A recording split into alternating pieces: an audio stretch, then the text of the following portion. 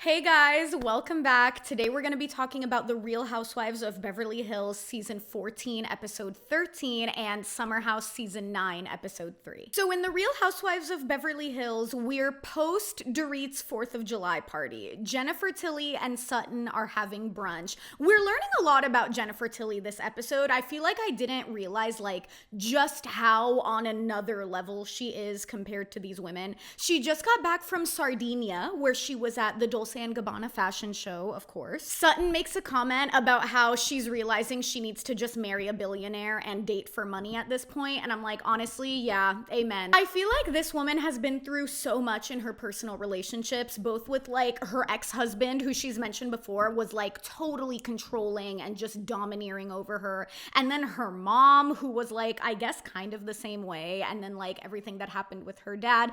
I feel like she deserves to just marry a billionaire for money. They don't even have sex that much. It's just a marriage of convenience for both of them, and then she spends every winter in the Bahamas. I feel like at this point in her life, that's what she needs. Sutton's telling Jennifer about everything that went down at Dorit's 4th of July party, and we do a little recap. Dorit started this whole Sutton has a drinking problem thing a year ago. It came up at the reunion. We're setting the stage for later because later they go to Caviar Caspia and it ends in a big showdown between Dorit and Sutton, so we'll return to that in a second. Kyle is talking to her therapist slash life coach. I feel like this happens with Bose too later in the episode, but these women are at a level of wealth to where everybody just comes to their house. So her therapist slash life coach comes to her house. She's talking about Mauricio and the separation, and she basically feels like Mauricio is out there living his life, having fun, and she just works and comes home to an empty house. He goes and lives his life and he's having fun, and I've kind of been just working. And I know that that's what being separated is supposed to be, taking this time to figure out everything. She's just having a hard time accepting everything that's happening. She says in her confessional she never wanted to be a single mom like her mom was, and she was proud that she had been married for so long. I feel like this is the thing with their generation. It's basically my parents' generation. What are they, Gen X? I think they are, but they would rather be miserable in a marriage than get divorced. I feel like you see this all the time with people saying it. We saw it on, if you're watching this season of Love is Blind, Lauren's parents are we don't have divorce in this family. And that's just because there's something with that generation to where divorce is the biggest embarrassment in the world, and it's seen as a failure, whereas being in a miserable marriage where you're not happy and you hate each other is somehow better. I mean, don't get me wrong, I'm not saying Kyle isn't allowed to be sad that she's getting a divorce. That's not what I'm saying, but I think it's so interesting that she's oh, I'm so proud, I've been married for so long and now we're getting divorced. It's it doesn't mean that you can't be proud of the marriage that you had. I mean, at one point you were such an it couple, you've been married for so long. That is still something to be proud of. And then this conversation that she recaps with Mauricio, I guess at one point he told her that he was afraid he couldn't be on his own, but now he realizes he can be. And the way that he phrased that, it was he didn't say, oh, I was scared I couldn't be without you. He was just saying, I was scared I couldn't be alone. And he didn't even say that he was concerned for her. It was all me. Oh, I was so afraid I couldn't live my life like this. But now I know I can and I'm having so much fun. I get it. If I was Kyle, I would also be really upset by that. She's finally starting to feel like she needs to move on. That's great. That makes me so happy. I think Mauricio has been moved on. I think Mauricio moved on the second he moved into that condo by himself. Speaking of rich housewives inviting their doctors and other service providers to their homes, Bose invites a fertility expert to her home. She's 47 and her man, for the life of me, I cannot remember his name. He's 48. Apparently, both of her daughters were premature. She did tell us about her first daughter, who I think was either a stillbirth or a miscarriage. So she definitely has a history of not fertility issues. I don't know what you would call it. She just has a history of like struggling in pregnancy and like all of the trauma that goes with that.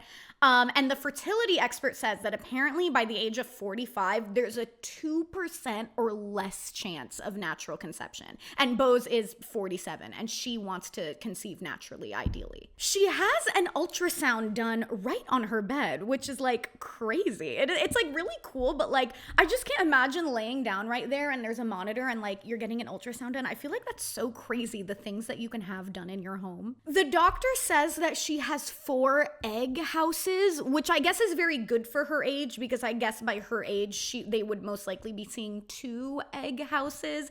I don't know. We're getting into like the medical weeds here. All there is to say really is that like it was a good visit, and I think it left Bose feeling encouraged, which is good. I hope nothing for the best for her. So Jennifer is hosting everyone else at Caviar Caspia. I am not rich enough to have heard of this place. It's apparently a place in Beverly Hills that basically just serves caviar. Their specialty is like a baked potato just slathered in caviar. I love caviar, so I would love to try that. But I mean, a baked potato covered in caviar, I feel like it would probably just taste like a really, really salty baked potato, but it did still look really good. Dorit says, I think maybe she's in the car with Bose on her way over, and she thinks Sutton got mad at her 4th of July party just because she was looking for an excuse to leave. And she says she needs to stop playing the victim in situations that she created, which like in general, I agree with. I do think that Sutton does that. However, I do think in this specific situation, Dorit has been like making these snide comments about Sutton being an alcoholic, and Sutton is just over it and she's really pissed by it. And now we know all of the stuff about how her dad struggled with alcoholism, and it's like, yeah, it's clearly a trigger for her. So I do get it. I do think that Sutton creates situations and then pretends to be the victim. I just think this is not one of those situations. So we get to Caviar Caspia. I must have missed this earlier. The party is caviar and caftans themed. So they all show up wearing caftans, and as they all start walking into the place, you hear like a vague like Middle Eastern music sound. There's a guy in the background playing the tabla. I'm Middle Eastern. It makes me very nervous when the white housewives start to get like ethnic. Do you know what I mean? Like if you've seen the earlier Housewives seasons, like the early seasons of Orange County and Beverly Hills, like all of these women on the show, like the white women, have a history of saying like such racist things. So like anytime there's some kind of party with like a vague cultural theme, or anytime they go somewhere that isn't Europe, I get so nervous because I'm like, what are these women about to say? But we kept it cute. There was just the guy playing the tabla in the background, and they were wearing their little caftans, and nobody made any weird comments, so that made me happy. Faye Resnick shows up. It's been so long since we've last seen her. That's interesting. I feel like I guess I didn't realize that she was still like friends with this group, but I guess her and this group are really close. Dorit is the only one not wearing a caftan, of course. She shows up in this like Chanel like jumpsuit. I mean, it looks so cute, but it's like I just feel like Dorit just thinks she is so much better than everyone else. I mean, I'm not gonna lie, I don't think that woman would be caught dead in a caftan, and I'm not even that mad at her for not wearing one, because I do think that they just look so ugly. I do not think they're cute. She's sitting next to Sutton. They're all in like the lounge area of the restaurant. Sutton has her little drink. I think she's drinking water, and Dorit asks Sutton if she's drinking water because of their little tete-a-tete at Dorit's 4th of July party. And then Sutton gets mad, and then Dorit starts like, oh, I wonder which Sutton I'm gonna get today. Dorit, you knew exactly what you were doing. You knew exactly how that comment would make Sutton feel. Like, get over yourself. That was just so like stupid. You knew exactly what was gonna happen. She wasn't even doing anything to you. Garcelle sees the Anna Marie name tag, and she like panics. She's like, Anna Marie? Which Anna Marie is this? And Jennifer Tilly is like, no, it's a different Anna Marie. It's my friend Anna Marie. And apparently Anna Marie, I guess, still watches the show, like the real Anna Marie, the housewife Anna Marie. And she saw this comment, and she's been going off on her Instagram about Garcelle. I'll put some screenshots here, but like she is just so tacky. She was making these like what I interpreted as jokes about Garcelle being deported to Europe, because you know Garcelle is an immigrant from Haiti. She is awful. I genuinely cannot believe she was given this platform and now she thinks that she is like that girl. Like, she is awful. Just a really, really awful human being. I'm not gonna give her any more attention than that. Okay, so then we learn about Jennifer Tilly that in, I think, 1995, I looked this up, she was nominated for a supporting actress Oscar for her role as, I forgot it because I've never seen the movie, but you know the musical Bullets Over Broadway? She played a supporting role in the movie adaptation, and I think it was her feature film debut, and she was nominated for an Oscar, which is crazy. And I think maybe 10 years earlier, her sister had been nominated for an Oscar. So like, I knew that she was like an actress, I knew that she was a professional poker player, but I did not know that she was like that successful. Like, that's crazy. And then I got confused, like just the way it was edited. She says, I think, that she was the first Chinese American to be nominated for an Oscar, but that can't be true. I have to look this up. I don't think that's true. The first Chinese American, maybe it was like the first Chinese American in the supporting actress category. I'm unclear, but I would have to look that up because in 1995, I feel like there's no way that's true. It would have been a little earlier, right? Sutton starts speaking French to the waiters, just like making a joke, and then she makes a joke that she can't decide which person she wants to be today, calling back to what Dorit said about her in the lounge. And then Bose is like, what are you talking about? And she tells Bose like, oh, Dorit already said she doesn't know which Sutton she's gonna get. Then Sutton tries talking directly to Dorit, and Dorit, of course, Dorit always doing the most, starts like clinking her glass, being like, oh, Sutton has an announcement, Sutton has an announcement. Just like so catty. I feel like these women are both just bringing out the worst in each other, and like, up until now, I was team Sutton, but then this whole thing just gets really childish to the point where I'm just so annoyed with both of them. So Dorit is essentially like, well, wasn't Kyle also like making a joke about, not making a joke, but like, wasn't Kyle also insinuating that you have alcoholism at the reunion? Like, why are you only mad at me? And Sutton is like, yeah, Kyle did say that, but she apologized to me and you didn't. And then they're just like arguing back and forth. It's very like childish. It's very like tit for tat. And then Sutton says Dorit needs to pick on somebody else whose wallet fits. You picked at me, and I'm sorry, you need to pick on somebody else whose wallet fits. Oh, damn. Okay. You think you're bigger than her? I think my wallet is. I was horrified. Disgusting. Horrible. Low blow. The women really do not like that. I feel like everybody was kind of on Sutton's side, besides maybe Bose, until Sutton said that. And now everybody is just kind of like, no, don't say that. Like, that is not cute. Erica asks Sutton if she thinks that she's bigger than Dorit. And then Sutton's like, oh, well, my wallet definitely is.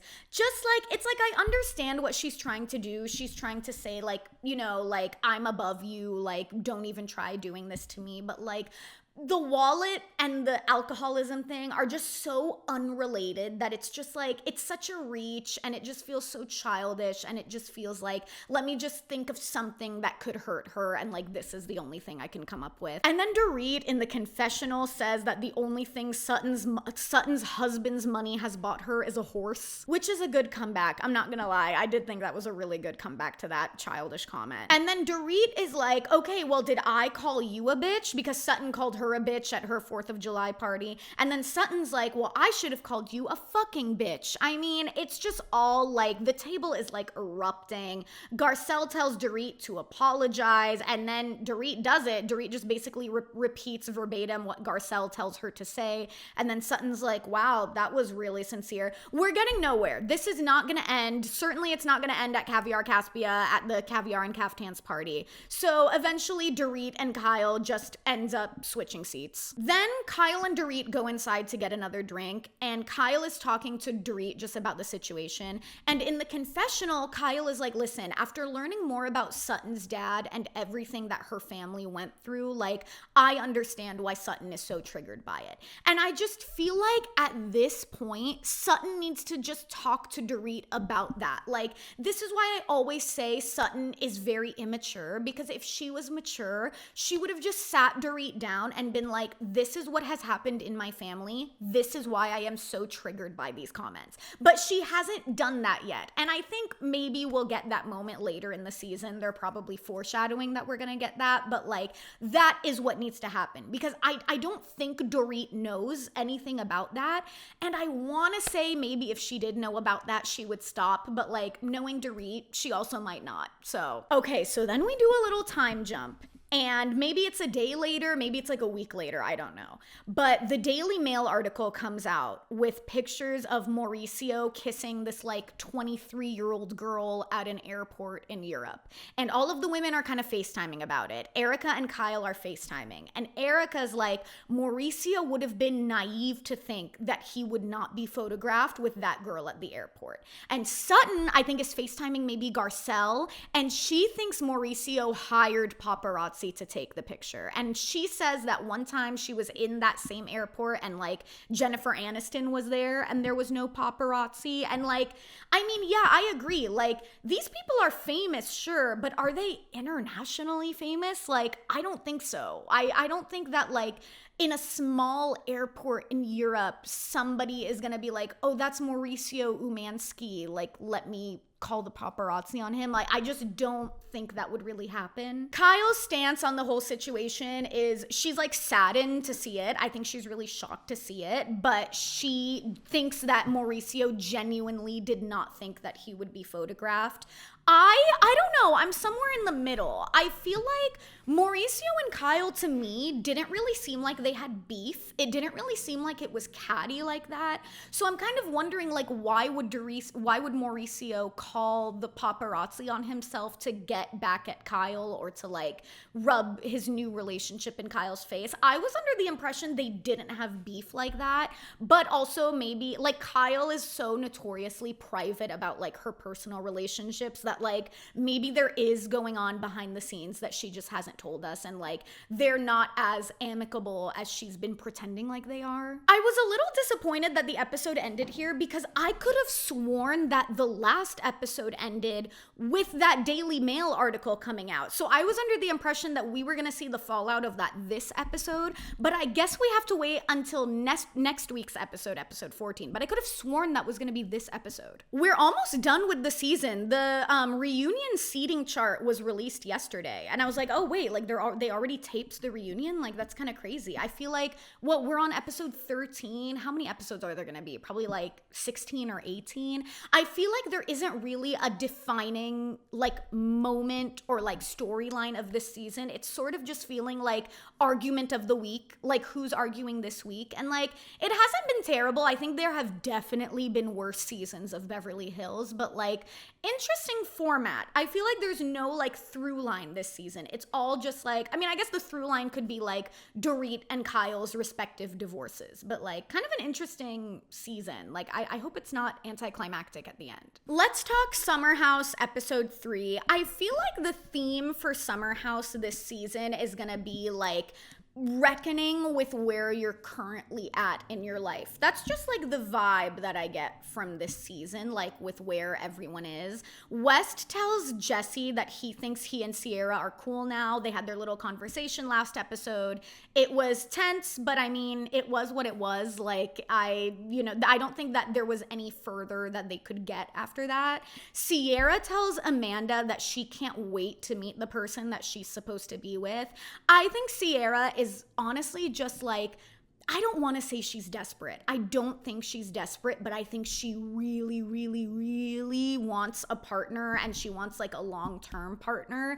And I don't, judging by like the men who she's dated in the past, like West and then previously Austin, I do not think that she has good taste in men. I don't think she is a good judge of character when it comes to men. So I would honestly just love for her to date like a normie who is not part of the Bravo family, who has no desire to be on TV. I don't want to see her dating an influencer or even like one of the Summer House group's little friends. I think she needs to date somebody completely separate from that. Paige has this amazing confessional moment about feeling old now that Lexi and Bailey are around. I went to my friend's 24th birthday party over the weekend. I am not 24.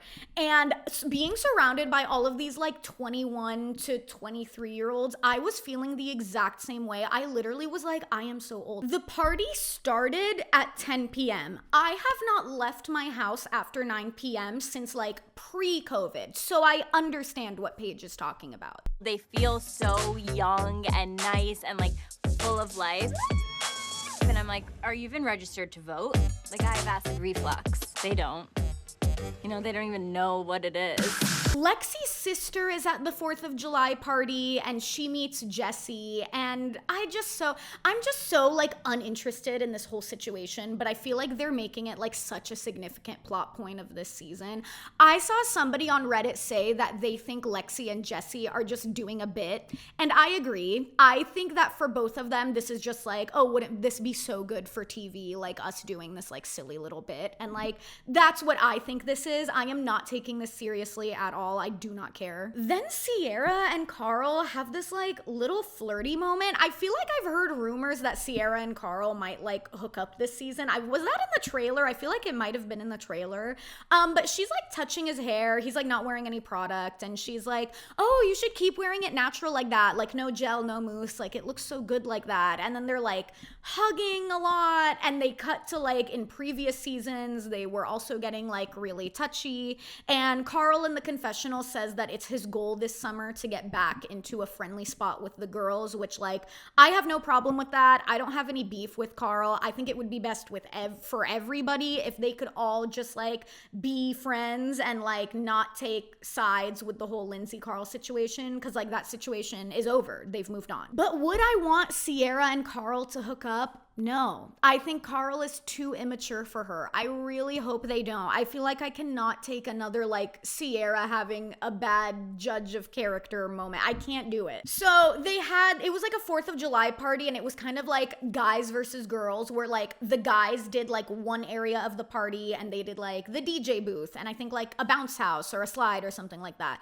And then the girls did the bar and like another area of the party. And the losers the next day, they would be doing like the dunk tank. So the guys lost. Everybody voted for like the girls having the better party. So then the guys the next day have to do the dunk tank. And the girls, I don't remember I think it was Amanda's idea. They take the hot dog water from the grill and they pour it into the dunk tank. Oh my, I was gagging. That is so, oh my God, that is so disgusting. I feel like they are all feeling a little too old for this. I feel like when the guys walk out and they see that they poured the hot dog water in the tank, I just feel like there's this look on like Carl's face specifically that's like, why am I here? Why am I doing this? I think they are all feeling their age. And like with Paige's comment about like, I'm feeling really old with Lexi and Bailey, like, and Lindsay being pregnant and like them all saying, oh my God, I can't believe there's a pregnant person here. Like, I really think they're foreshadowing either a Summer House reboot or just like the end of Summer House for sure. Cause they're too old for this. Like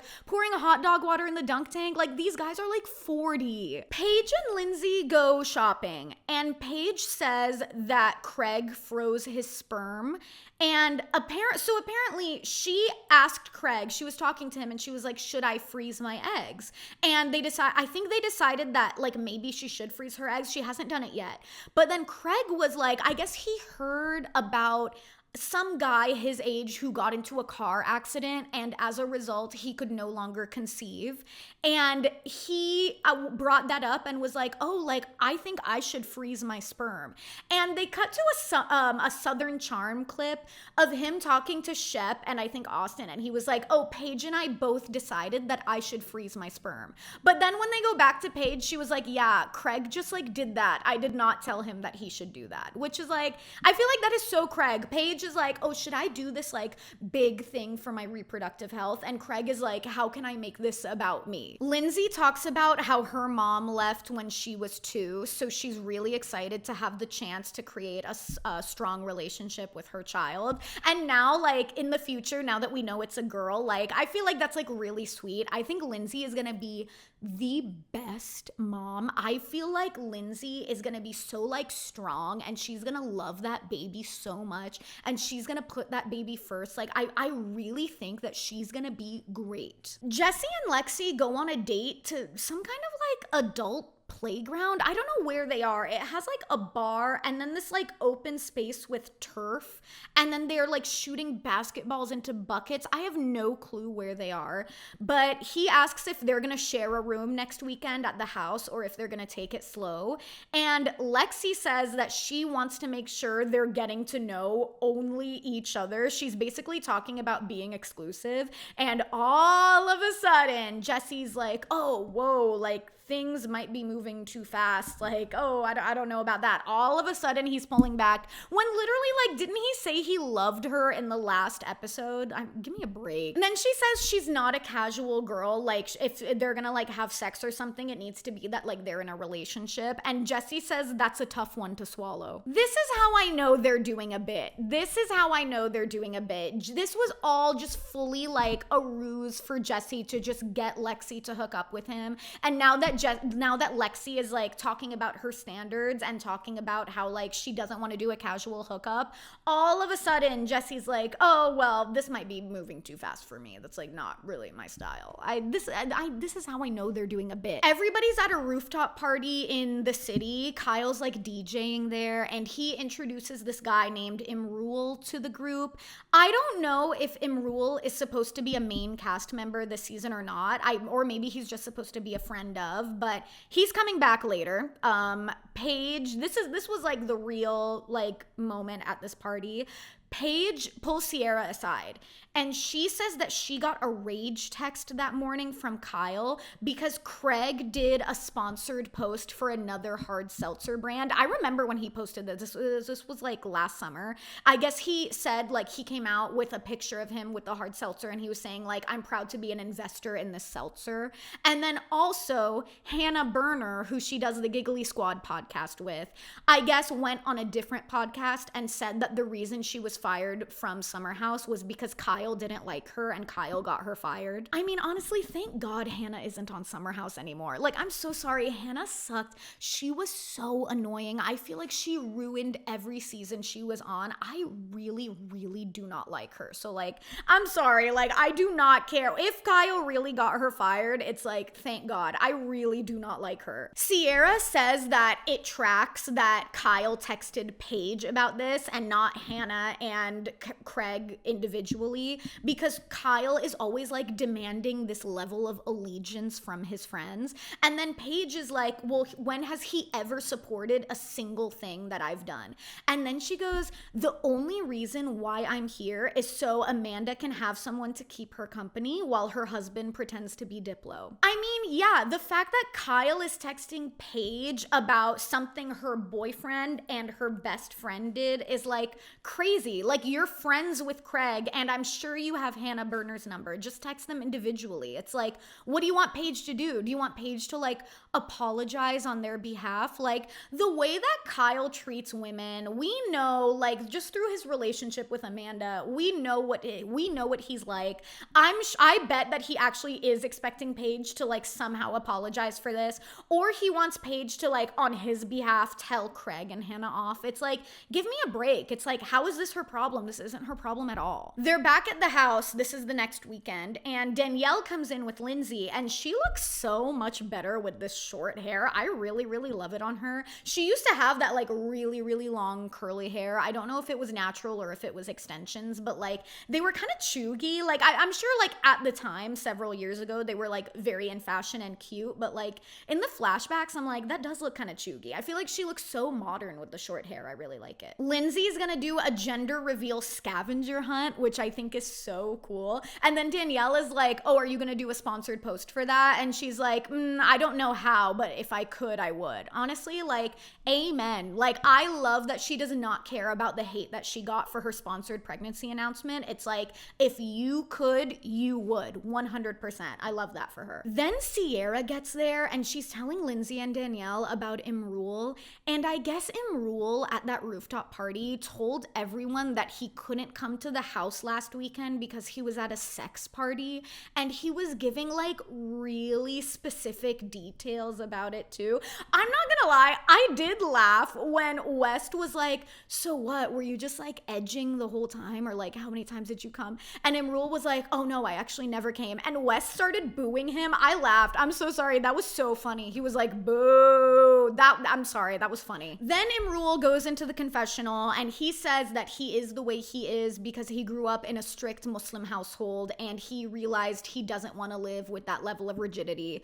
I'm Middle Eastern. That's a tale as old as time. It's not the first time somebody has said that. So like, I get it. I'm not Muslim, but like the amount of times I've heard people say that, it's like, sure, I get it. Here's the thing about Imrul is that he is so hot, but in my experience, guys who are constantly talking about sex like that, like guys who are like super just like, oh, I hook up with all these different partners and this is all the stuff I like in bed and stuff like that. The ones who are that open about it and who advertise it like that are terrible in bed. So like, I think he's really hot, but like, I doubt he'd be good in bed. Not that anybody asked me, but just my thoughts. Then on the way to the house, it's Paige, West, and Lexi in the car, and Lexi tells them that Jesse met her parents the day before, and they show like a brief clip, like they're out to like brunch or something, and Jesse's like showing up with flowers. I'm not gonna lie, I think Jesse is so over the situation because he's starting to feel trapped. I think as soon as Lexi said that she doesn't do casual hookups, I think Jesse was immediately like, okay, how can I get out of this?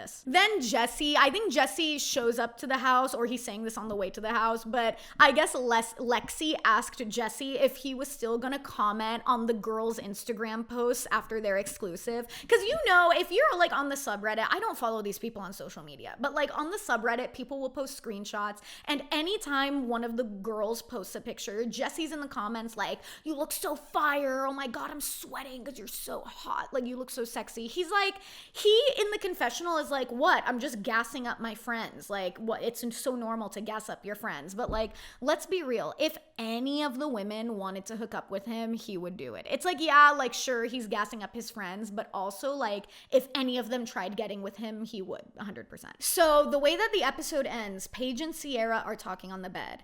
And I guess following Hannah Berner's interview on the podcast where she said Kyle got her fired, Kyle did like a page 6 exclusive about Hannah, and he said that he didn't get her fired. And Paige is like, he's lying. Like, that is so not true. At the reunion, they couldn't make up during Hannah's last season. And I think from what I've heard about Kyle, I don't think he's a producer on the show. I don't think, but I've heard that he is like the cast's main representative when it comes to like salary negotiations. Like I read, the way that this cast gets paid is like when you start in your first season, you start at a certain salary level, and then the more you come back season after season, your salary goes up. And I've heard that Kyle negotiated that for all of them. So like it definitely seems like he has some level of power. I don't think he has firing power unless he's a producer, but like if he's not a producer, he just wouldn't have firing power like that. And then I guess it was a busy week for Kyle. I guess in that same week he went on Watch What Happens Live, and he was talking to Andy, and he was like, well, Craig knew Loverboy had a spritz before he signed with this new company as an investor, and he was like really pissed about it. I don't know, it's like, I'm trying to think, if it were me, if I owned a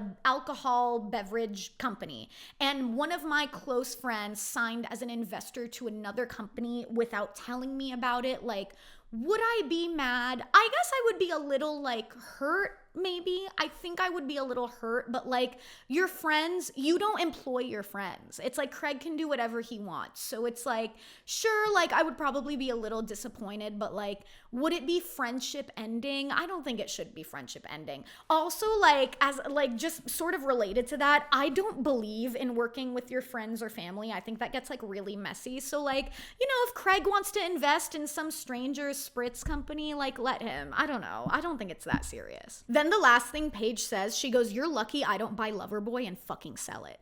Paige is probably the richest cast member, if I had to guess. She definitely is making bank from Giggly Squad. She's making even more money from the Giggly Squad tour. She's a massive influencer. She's constantly doing collaborations with like DSW and like Dolce and all Amazon, like all of these huge brands.